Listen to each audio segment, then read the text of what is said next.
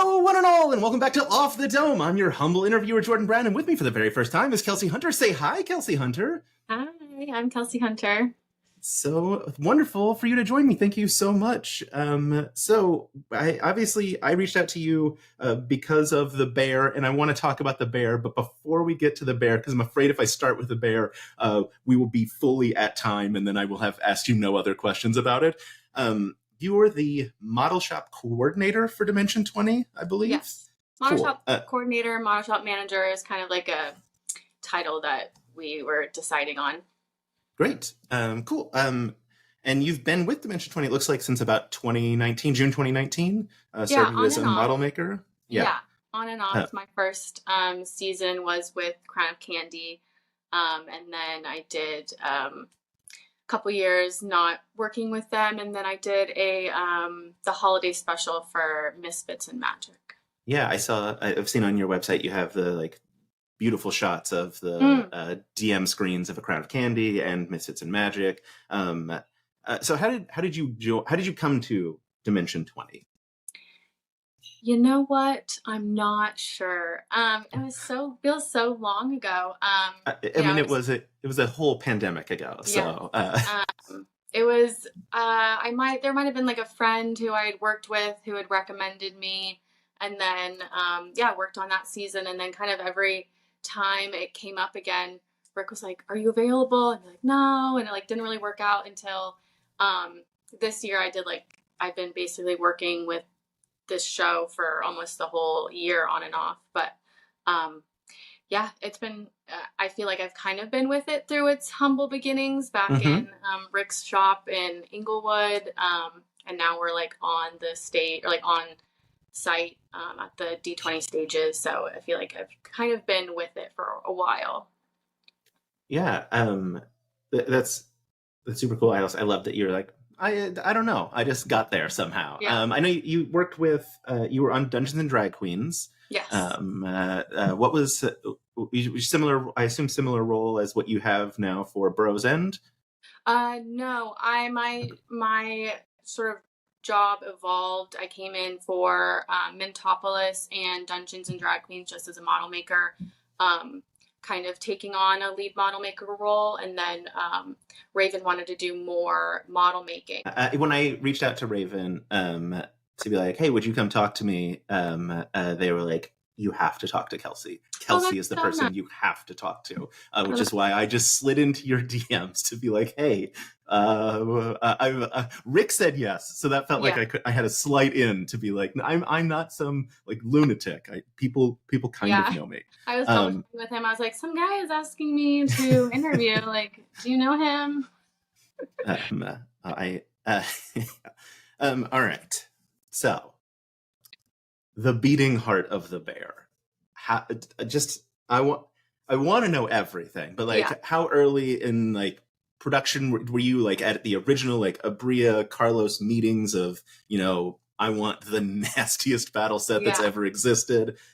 Where did you come in the process? Yeah, so the way that worked, Casey and Rick are in those initial meetings with Abria and Carlos, and then once they kind of get the idea of what they want, then we kind of talk with me, and that's sort of the conversation of how is this possible? And here's this grand idea. What do you think we could do to accomplish this?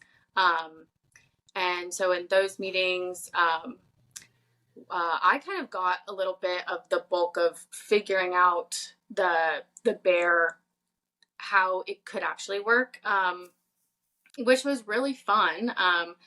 And then so it's a lot of going back with Rick and Casey and figuring out what, because Rick really has a good idea of what the players will perhaps do with it, what Abria is really looking for, and especially size and stuff. That was kind of a big part of it because it's quite squat. So we at the shop were referring to it as Beardle because it was kind of a bear turtle shape. And then it opened, had a shell and whatnot. It makes sense. Entirely makes sense to me. Yeah. On my Instagram, I posted a picture of what was underneath all the fur, and it definitely has a very bear turtle look. But yeah, so I did some initial sketches so we could like kind of clearly show our fabricators more of what we were looking for. And then the beating heart was one of the things that was called out in the beginning. And one of the things was like, how are we going to do this?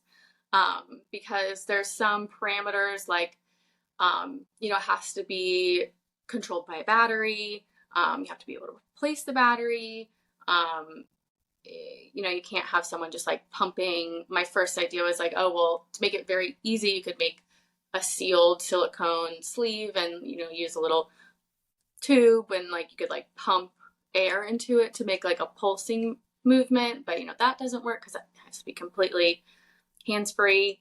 And it took a little while to really figure out how it's going to work. Casey had recommended in some other situation they had used a little motor, and all it would do was spin in a circle. It's really just for found on Amazon for spinning like a yard ornament out on your porch, but it spins in a circle, is controlled by a remote.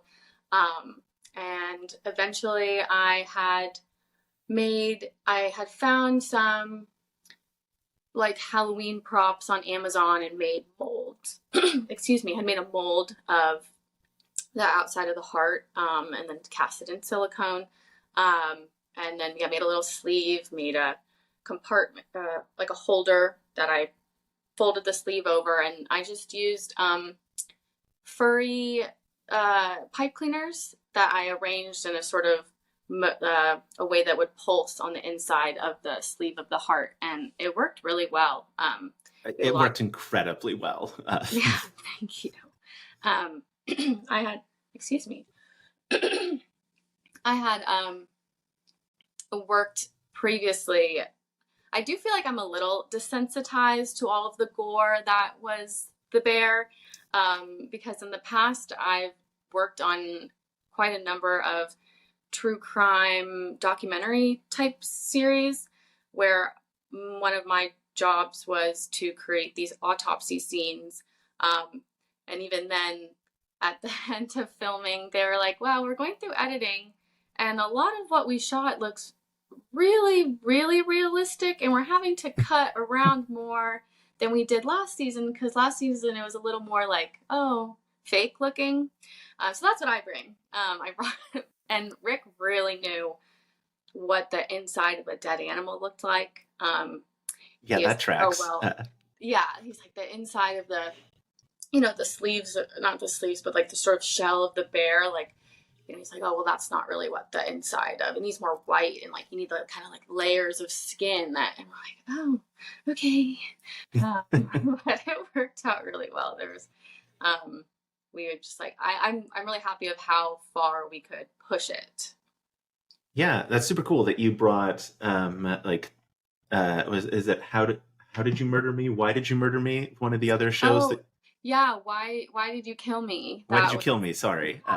That was the Winter's murder show, and that was actually, I was talking about it with a friend the other day, and they're like, are you okay? Because these shows, they give you like with that one and the other true crime shows that I've done, they give you the real crime scene photos. And like, can you make this? And you're like, yeah. And you're like looking really detailed. And you're like, okay, well, the blood splatter's like this. And then after a while, you're like, I think I'm upset now. Yeah. What are the long-term effects of this? Yeah. What's super cool, though, that you were able to bring some of that very real world knowledge to the bear turtle. So, and you said, so if it's this lawn ornament or porch ornament that's like powering that, obviously, I'm sure lots of testing went in before it was brought out, and you were confident that. Yes. But I feel like are you on set for those, or are you like out the door before? For this, we were working on. We had 3 weeks working on this season, and then we rolled right into our next season. And And so there's a little bit of overlap. Casey was there really being like Rick and Casey go and really be on set for those moments. But Abrea and Carlos come in sort of the week before, a couple of days before, to kind of like, we go through everything and test it. And I'm there at some points, and sometimes I'm on set, but not throughout the entire shooting period. Yeah. So then you, I guess, didn't have the moment of like, please let it work as like it's unfolding on set.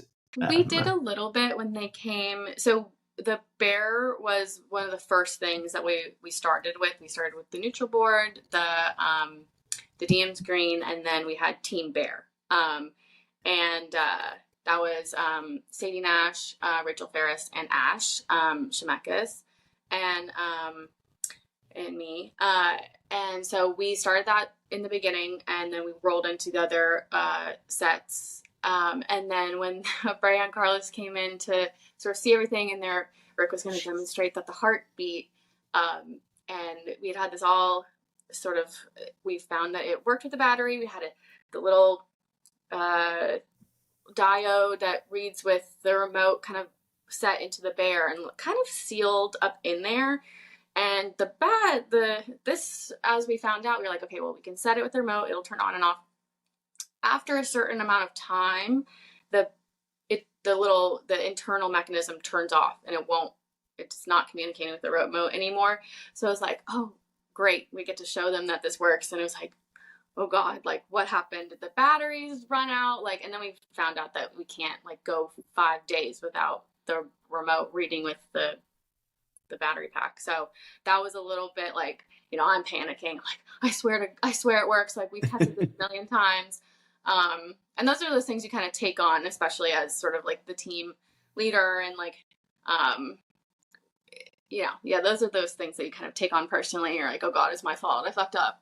But we had to get in there and turn it on, and that was fine. But we did have a couple sort of, those are those things that you just kind of figure out. Like, we needed to hide the battery pack, but then later when they did the mini shoots, they wanted to replace the batteries, and so they had to kind of excavate the insides of the bear a little bit. But these are the things that we just kind of have to do to make these things work.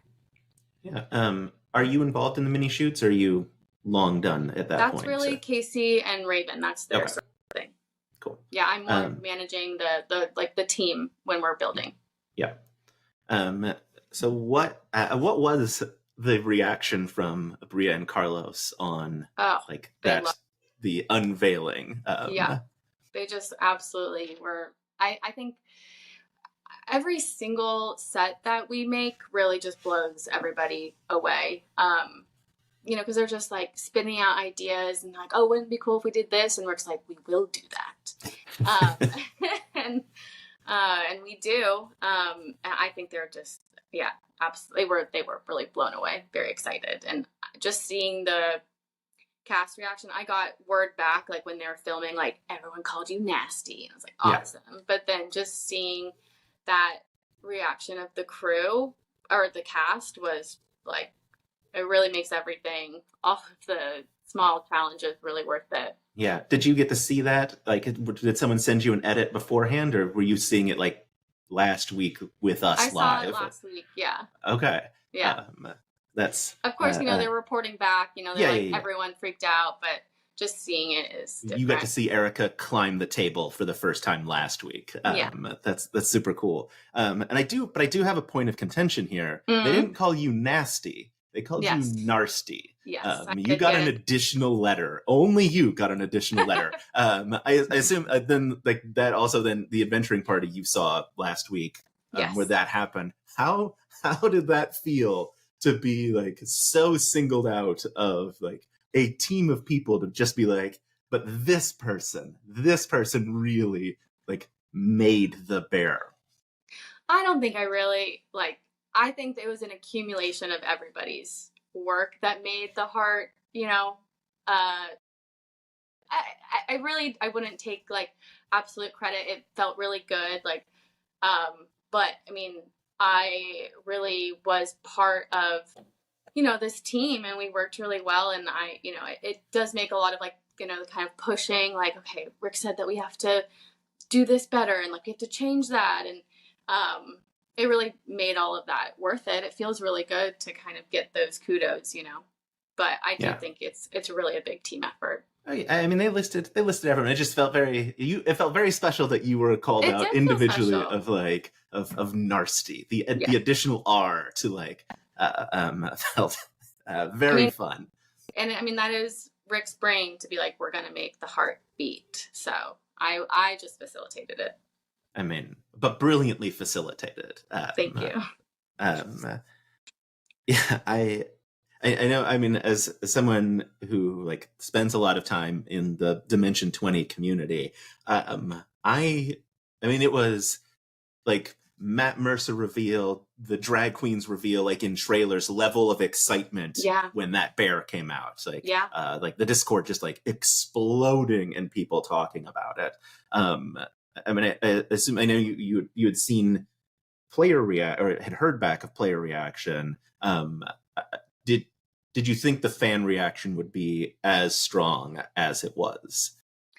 Yeah, actually, I mean, we really do think about the cast first, but I've had this season we brought on some people who had not worked with the D&D like Dimension 20 before, and a lot of what they were really excited about is that we have these fans, like people really do care. There is a dialogue. People are talking about it, are interested, care, know who we are. And a lot of these people work in stop motion and they're not really getting that sort of feedback. So yeah, that's actually, I mean, I love it, because you get to kind of see, I'm a little, not surprised. As I said before, I am a little desensitized to the gore. Cause like, it's not like that realistic. Like it could have been more gooey and wet, so I do hope that those people who think is a little too much stick around, and come back. But yeah, it's really great to see that everyone's freaking out about it. Yeah. I mean, I guess I appreciate that it wasn't more gooey and wet. Because I don't feel like I often have like a visceral reaction to things that I see. Yeah. But yeah, when the shell opened, I pulled back from the television of like, oh my gosh, like, and I know Abria has talked about that. This is she is in an arms race at Dimension 20, and this feels like it really, really set a new bar. When I saw Brennan's face, it was kind of like a, oh, really? Kind of like that's what we're doing? Yeah. Kind of like, I think maybe he was disappointed that we hadn't done that for him, but he didn't ask, so. Yeah, I mean, it feels like the next batch of recording, whenever that may be, like Brennan is coming in with like, I want an exploding bear. Did you expect that the bear was going to open? No. Really? I mean, not that wet. No, I did not. Like when I saw it, I say like I'm on TikTok a lot. And Carlos had engaged with one of my videos where I had talked about in the newsletter that it was lots of body horror, lots capitalized. And Carlos said it's next level body horror. And so I had made a video. I was like, what does this mean? And a few people had speculated like a battle inside a carcass, like, because like what could next level body horror be? That I do a little, now that I'm working on the show and been working on it this whole year, and seeing all the reactions for the drag queens and stuff, it is fun to sort of snoop on the subreddits, and people are really good at guessing. Like, when we worked on Mentopolis, someone had been like, oh, I feel like they would do a great Osmosis Jones set and like film noir. I'm like, is this person? Should I like be worried that we have a mole? Yeah, do we need to confiscate cell phones from like the crew? What's happening? That's very funny. Yeah, I feel like everyone guesses everything. Yeah. And so it's like that, like 1,000 monkeys at 1,000 typewriters thing. Like somebody got it right. Yes. But still, like, so I had that thought of like inside a carcass, like someone like said that, and it's like, that feels reasonable for Dimension 20. But certainly, like, I think we all were thinking, you know, like the map itself is a carcass. Right. Like they've come across like a decaying animal. They're inside a living bear. Yeah, there are ways that it could have been done where it's like, part of the terrain.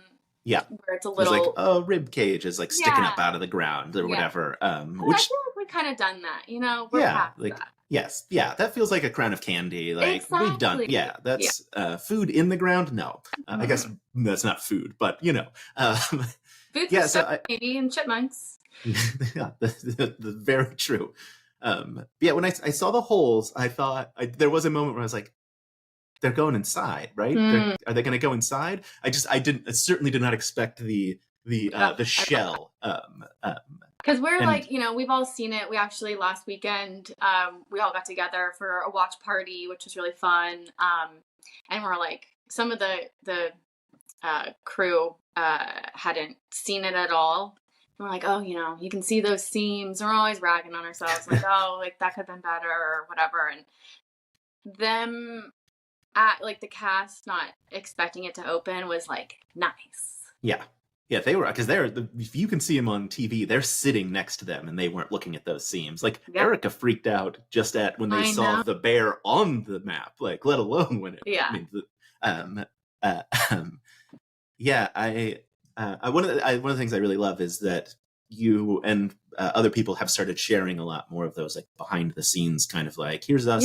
Like, Casey, I don't remember if it was Casey or Raven shared the like that shot of like the bear opening that like so that we had like the swooping in shot, shared it on I think Instagram. I post. Well, that was they'd done that obviously on the show, and then I had reposted that, but Ash did a really good behind the scenes of the liver that they made. Yes, I saw Ash's post. It was one of the reasons why I reached out to Ash as well, because like with Brennan holding the liver like a trophy. Oh, you know what? I do think that Casey had posted, and maybe Raven as well, the behind the scenes mini shoots on their Instagram. Yeah. I think I know people really appreciate when y'all post stuff like that. Yeah. Because it is like. I mean, I know you've worked on stuff like The Mandalorian and Aquaman and like things that have like big fan bases and big communities. And I was curious, like, how does like a community like Dimension 20 feel in comparison to like a Star Wars or the DC universe? I mean, it feels way more personal because people like know Rick Perry, and they hold him at such like a high regard. Like, I think there's a lot, like, people feel very close to the cast. And so they feel close to the art that's being made for it. And I think that the level, like, obviously our level of execution is kind of like a little higher than what most people might be able to do in the same amount of time. But there is, like, with D&D, like, the idea is that you could be making this, like, this is your game. That's the whole point. Like, so I think people feel like, they're really involved because, they could do this for their own campaign. It's not like obviously we have a lot of really skilled people, but anyone can make their own set for their own campaign. And I think that's what draws people in. And now we know what motor to buy to make a beating heart. Yeah. All it takes is, I mean, I can go into like what we did to get like our bear if you want. Yes, absolutely. Yes. I know Casey posted that they had called around to stuffed animal companies asking for a teddy bear skin. Oh my gosh, what a horrifying sentence. Because they're in New York, that's where their warehouse was or something. So we're kind of, because ultimately the bear skin, I did all this research trying to figure out like, oh, can we buy a stuffed animal and blah blah, wasn't big enough, or was so the Hansa company makes these really realistic stuffed animals, and this was a child's seat, like animal chair you can sit on it. It came with a skeleton, like a really nice heavy duty welded metal bear skeleton inside, like an armature. And then Sadie just ripped it apart. We used that, cut it down, and I had gotten some taxidermy bear forms from, hunting websites, and found teeth and tongues and talons. We ended up not using the tongue, I don't think. Maybe we did, but it might have been in his mouth. I don't know if they did it a little close up, but because sometimes we do details that the cast doesn't like pick up on, or like decide. Yeah, like they went through the eyeball instead of through the mouth. So yeah, exactly. So we always kind of have to be prepared for little switcheroos, or we just don't know what they're really gonna do. And then we cut up that bear and painted it and made it mean. But our Sadie, actually, we kept the skeleton for a long time. We had been in one shop for a little bit of the time, and then moved back over to our shop at the dropout stages. And we carried around the skeleton for a long time. It's kind of our little mascot in the corner. And then when we wrapped up, Sadie ended up taking it home and turned it into an art project. So Beardle lives on. Amazing. Yeah. I mean, the devil works hard, but Dimension 20 works harder, right? Like that is almost too hard. We like keep get pushing it higher and higher. It's like, at what point are we gonna not? I don't know. We're always gonna exceed expectations, but I think we almost do it a little too good. Yeah, I know Abria has said, like, I just ask them for things and they haven't said no yet, basically. So I'm sure there is someday. I know I've heard an interview with Casey where they were talking about Rick asking for the 6 buttholes on the mini in Shriek Week, or was it Coffin? It was Coffin Run, I think. Okay. And Casey was like, we can't do this. And Rick was like, no, we can make this. Because I think it was like a 1-line throwaway from either Zach or Carlos in like the middle of the season. But yeah, it feels very.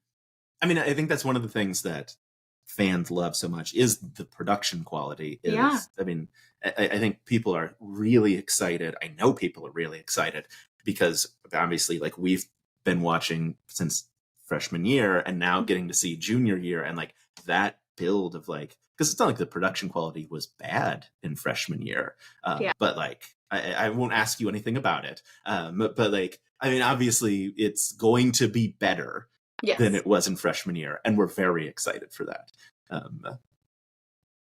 Hey, if you want to come back and talk to me about freshman or junior year, I will have you back 1,000 times. Yeah, I think you'll probably want me to come back. Great, excellent. That makes my day. I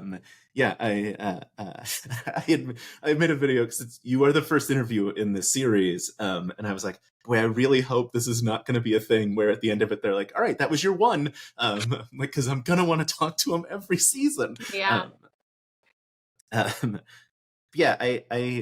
as someone who has like really fallen in love with his content, I think that is one of the things that like it gets really exciting every week. I mean, even in a week like this past week where there wasn't a battle map, like it's still that, this past week was the reveal that the cement structure that they are moving towards next week is like dead center of the DM screen. Like there is a structure there. And so like it feels everything feels rewarding. And I know you all work incredibly hard at that. And so I just, as a fan, thank you. That's been a little bit, because I wanted to do a sort of call out for the DM screen and the neutral board, because Raven and Jesse worked like very hard on those in addition to other people on the team. But then like, as I was looking at it, there's, really know, like, it's there on when they're filming and you see it, but there's ways that they sort of distract you from seeing what's really there.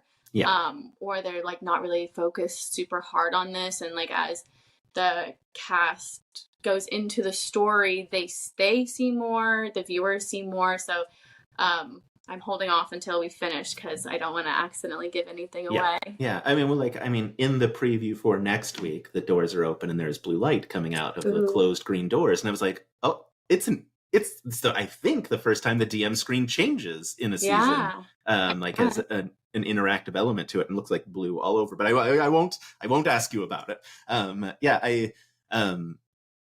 know I have seen people online like doing deep dives of like the language in the opening credits. Is that Polish? And like, is this like set and like what is that structure? What is, and I'm like, oh boy. Like it becomes like a very, like a beautiful mind style. Like someone has a murder board of like connections that they're trying to piece together. Harley Day with all of it. Yes, absolutely. Yeah. Yeah, that's probably, yes, because most of them aren't right. But occasionally you get someone who's like, Osmosis Jones film noir, and you're like, how did you do it? Oh, that's incredible. One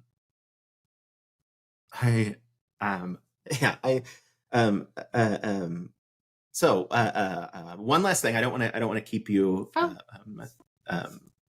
And I feel like you have given so much incredible information already. Looking back on your time, I know you said you started at Crown of Candy. What is sort of the highlights outside of the Bear that we have seen already as viewers? For you. Well, a lot of what I feel like a lot of the, you're making things and it's rewarding. You're like, cool. But really being part of the team is what I think everyone has found really rewarding, especially this last push that we did. Because we worked together for like 4 to 5 months. We all became incredibly close. We have such a good rapport in the shop. Everyone is just so pleasant to work with. Raven is moving to like live near Rick Perry. I feel like Rick is collecting mini makers to like make an army of them. Yeah. Well, I think it's mainly the draw of Lopez Island in general that is like, makes Raven want to be there. And then also like, I got to also work with Rick Perry. That's also a benefit. I've heard so much about this island. I don't know, maybe I'll go one day. I don't know if I really want to live in a tent, but that's something else. We just have like a really great group of people this last, when we finished this round. Rick was like, this is such an amazing team, and I was a big part of gathering these people to work on it. And so that was just really rewarding to know that you're part of something that's kind of like set expectations even higher.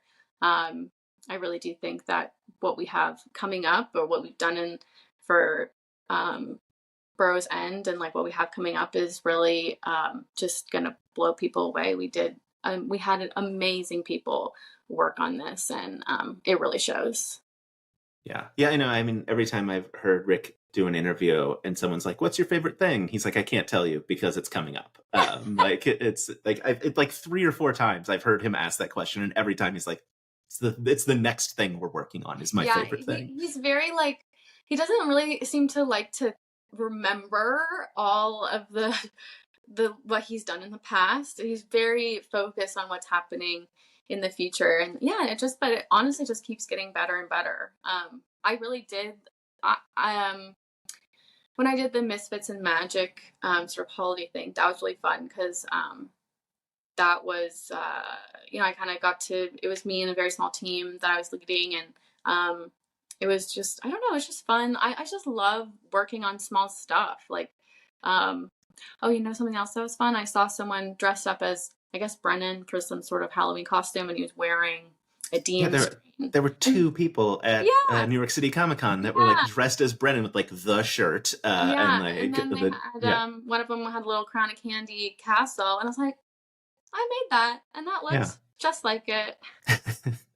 I mean, it's got to feel incredible, right? Of like, here's a thing that I made that has like so ingrained into someone that they're like, I can put this in front of me, and other people are going to be excited to see that, like, that's the Brennan costume. Yeah. But also like him recreating those sets, like kind of, I mean, it does go to show like that really, if you put the time into it and buy the same kits that we're kit bashing, anybody can make these things for their own enjoyment. Making models is so fun. Yeah, I mean, well, obviously you have an incredible talent for it. Oh, thank you. So like it makes sense that you would be like, oh, this is fun, because you're also incredibly great at it. And we all benefit for it. Yeah. Thank you so much for chatting with me. Can people check out other things? Do you have other things you would like to plug of like where they can go check out your work other than Dimension 20? Let's see. That we feel comfortable plugging in the middle of an actor strike. Oh yeah. Well, I guess I'm not really tied to that, but yeah, that's fair. I mean, you can find me on Instagram. I post some of my work there. And then yeah, my information's there. I don't know if you want to, like, I can read it out loud for you. Yeah. I can put something up on the screen probably. But yeah, awesome. Yeah. And I can vouch, as someone who follows you on Instagram, you post fantastic behind the scenes content. Like following all of, I think you didn't say that we're parasocial, but like the fandom does feel very parasocial when like you're following, you and Raven and Ash and Casey and Rick, and we're like, show us everything that you've built, but also then we see your like vacation pictures. Yeah, I know. I think we like really want to post more pictures from behind the scenes, but then like I said earlier, I was like going to post a little series, and then I texted Casey and I was like, do you think that these are fine to show? And they're like, at the bottom you can see one of the plans for our next model. And I was like, oopsies. So we kind of have to wait a little bit to get everything done. But yeah, I guess that's kind of part of it is I don't know if we're sort of not ruining the magic, but you kind of like draw the curtain and see that it's just a bunch of people like making stuff, and the room is a disaster, and we're just like working really hard, and but I think people really like it. I think that's absolutely part of the magic. I can tell you 100% certainty people really like it. People were very excited when I started posting like, hey, I'm going to get these interviews going. People were like, you have to ask them about like all of the things that they make. Like people love the behind the scenes stuff. I mean, I think it's why there's now a like Dropout behind the scenes TikTok account. Yeah, I really hope that they do more. And something that not that I'm always disappointed with, but I think that you should try and interview Shane. Because he does all the minis, and I had not really, I'd worked on this show for a long time, but I hadn't really watched any of it. I'll see some things on Instagram, and kind of get my fix. But then working this year, I was like, okay, I'm gonna actually Dungeons and Drag Queens was the first season that I watched all the way through, and I think it was great for me. Like I've played D&D like once or twice, but that was really great because it was sort of intro to how they play it. They're learning, I'm learning. And I was a little disappointed that there's all these illustrations of their characters. I'm like, what about these minis that Shane's been working on? Like, hello. Wait till episode 4 for those. I know. I was like, what? So I hope, I think, I obviously we're working on these minis, so I feel like they're such a big part of it. And then sometimes I feel like they don't get shown as much as I would want them to. So I think that I know people want to see more of them. And I think that if they can't include it in the 2-hour long episode, because these people are talking so much. Stop talking, Brennan. Yeah, we want to see the minis. CM screen. Yeah. Then I think that they should make separate content just for these minis. I think it would be really cool. I agree. I'll pitch you on my season of Dimension 20 that I want, which is Rick Perry DMing and then all of you playing. But like we're just describing what we did to make them. But no, you're live building like your sets as like you have to live build your battle set. I don't know how that works, but it seems like it would be fun. We could do it at like a really fast-paced GoPro footage. Yeah. It would be incredible. All right. Well, Kelsey, thank you so much. This was amazing. I agree. Carlos, whoever we need to talk to, like full behind the scenes of every mini. Like give us a 360 of every single mini that has ever existed. Yes, exactly. Let's get on it. Awesome. All right. Thank you so much for joining me. This was incredible. I will talk to you during junior year. I'm holding you to it. Yes. All right. I'm excited. All right. Bye.